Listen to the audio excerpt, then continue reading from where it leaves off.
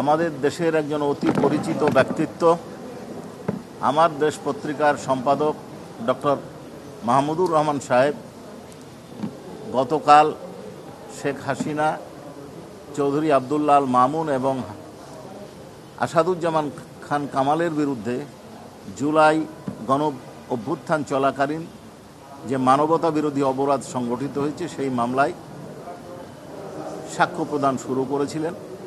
উনি গতকাল তার সাক্ষ্যে শেখ হাসিনা কীভাবে ষড়যন্ত্র এবং নীল নকশার নির্বাচনের মাধ্যমে একটি বিদেশি শক্তির সহায়তায় ক্ষমতায় আসীন হয়েছিলেন সেই বক্তব্য দিয়েছিলেন। কিভাবে পরবর্তী 3টি নির্বাচন পরিকল্পিতভাবে তাকে ক্ষমতায় রাখার জন্য কি কি ষড়যন্ত্র করেছিলেন, কি কি প্রক্রিয়া অনুসরণ করেছিলেন এবং কিভাবে তার ক্ষমতাকে পাকাপোক্ত করেছিলেন তার বর্ণনা দিয়েছিলেন। এক কথায় শেখ হাসিনার স্বৈরশাসক হয়ে ওঠার কাহিনী এবং স্বৈরশাসন বহাল রাখার যে প্রক্রিয়া তিনি অনুসরণ করেছিলেন তার আংশিক বর্ণনা তিনি দিয়েছিলেন। আজকে এই সরকারের পতনের বিষয়ে উনি আলোচনা করেছেন এবং বিভিন্ন উদাহরণ টেনেছেন। তার মধ্যে প্রথম উদাহরণ ছিল হিটলার এবং মুসোলিনি কি প্রক্রিয়ায় ইহুদি ধর্মাবলম্বীদেরকে হত্যা করেছিল। ঠিক বাংলাদেশেও শেখ হাসিনা তার রাজনৈতিক প্রতিদ্বন্দ্বী এবং বিরোধীদেরকে হত্যা করেছিলেন, অত্যাচার করেছিল, নিপীড়ন করেছিল, সেই বর্ণনা উনি দিয়েছেন।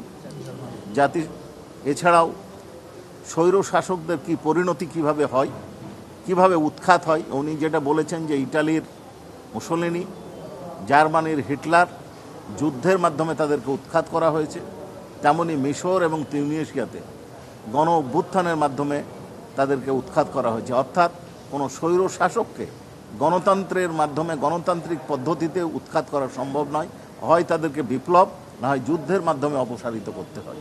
ঠিক সেই বর্ণনা দিয়েছেন এবং এই গণতান্ত্রিক জনগণের আকাঙ্ক্ষা বিপ্লবের মাধ্যমে এই সরকারকে উৎখাত করতে গিয়ে সরকারের পরিকল্পিত লেথেল উইপেন ব্যবহার অর্থাৎ গুলিবর্ষণের মাধ্যমে যে 1400-এরও বেশি মানুষ নিহত হয়েছে জাতিসংঘের রিপোর্টে যার উল্লেখ করেছে তার বর্ণনা দিয়েছেন এবং তিনি আরও বিভিন্ন সূত্রের বর্ণনা দিয়ে বলেছেন 20,000-এরও বেশি মানুষ অর্থাৎ আন্দোলনকারী এবং ছাত্র জনতা যে গুরুতরভাবে আহত হয়েছে এবং তার পরিণতি তাদের ফ্যামিলি ভোগ করছে, কষ্ট ভোগ করছে, সেই বর্ণনা দিয়েছে। উনি শুধু এইটুকু বলে ক্ষান্ত হননি, উনি আরও বর্ণনা দিয়েছেন। সেটা হচ্ছে যে এই জুলাই বিপ্লব চলাকালীন সময়ে যে শুধু মানবতা বিরোধী অপরাধ সংঘটিত হয়েছে তা নয়, তার 15 বছর এর স্বৈর শাসন আমলে কীভাবে বিরোধীদের ওপর অত্যাচার করা হয়েছে, কিভাবে নির্বাচনগুলো করা হয়েছে এবং এই কারণে অন্য সংস্থাগুলো, জাতিসংঘের আরও সংস্থা, মার্কিন স্টেট ডিপার্টমেন্ট এবং বিভিন্ন ইউরোপিয়ান ইউনিয়ন সহ আরও সংস্থা তাদের বিরুদ্ধে যে ব্যবস্থা গ্রহণ করেছে, যে প্রস্তাব পাশ করেছিলেন তার বর্ণনা দিয়েছেন এবং সর্বশেষে তিনি কামনা করেছেন, আকাঙ্ক্ষা পোষণ করেছেন, যেহেতু এই সরকারকে জন আকাঙ্ক্ষার মাধ্যমে জনবিপ্লবের মাধ্যমে উৎখাত করা হয়েছে, দ্বিতীয় বিশ্বযুদ্ধের পর যেমন হিটলার এবং মুসোলিনির আগমন যেন না ঘটে, নেভার এগেন এই শব্দটা উনি ব্যবহার করেছেন 2 বার, অর্থাৎ বারবার আবার যেন এই শাসন ফিরে না আসে। উনি আশা করছেন বাংলাদেশে এই বিপ্লবের মাধ্যমে এই বিপ্লবের প্রতিপক্ষ হিসেবে তারা যে অপরাধ সংগঠন করেছে এই আকাঙ্ক্ষা থেকে জনগণের আকাঙ্ক্ষা এই স্বৈর শাসন যেন এদেশে ভিন্ন কোনো ফর্মে ফেরত না আসে এই বলে এবং শাস্তি দাবি করে উনি তার বক্তব্য শেষ করেছেন। বক্তব্যের পর জেরা শুরু হয়েছে যে পুলিশের ডিআইজির থেকে তার উপর পর্যন্ত যে পদোন্নতিগুলো উনি সরাসরি এটা নিয়ন্ত্রণ করতেন, ইশারা না, সরাসরি নিয়ন্ত্রণ করতেন। তিনি যাকে মনে করতেন তাকে ওই পদে পদোন্নতি দিতেন, যাকে মনে করতেন না তাকে দিতেন না, এই কথাটা বলেছেন।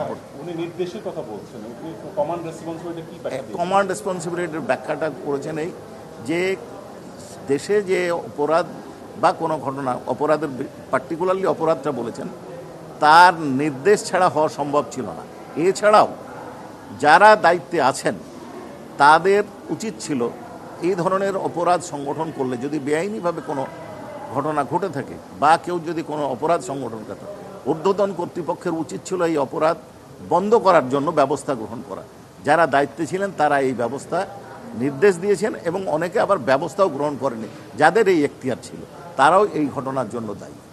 নাহিদ ইসলামের আজকে সাক্ষ্য দেওয়ার কথা, জি, আসবেন কিনা অথবা উনি ওনার হাজিরা আমরা দিয়েছি, ওনার আসার কথা, তবে এসেছেন না, উনি উপস্থিত হয়েছেন, একটু আগে গেলেন। তবে মনে হচ্ছে না যে আজকে জেরা শেষ হবে। যদি সে জেরা শেষ হয় তাহলে ওনার সাক্ষ্য গ্রহণ আমরা শুরু করব।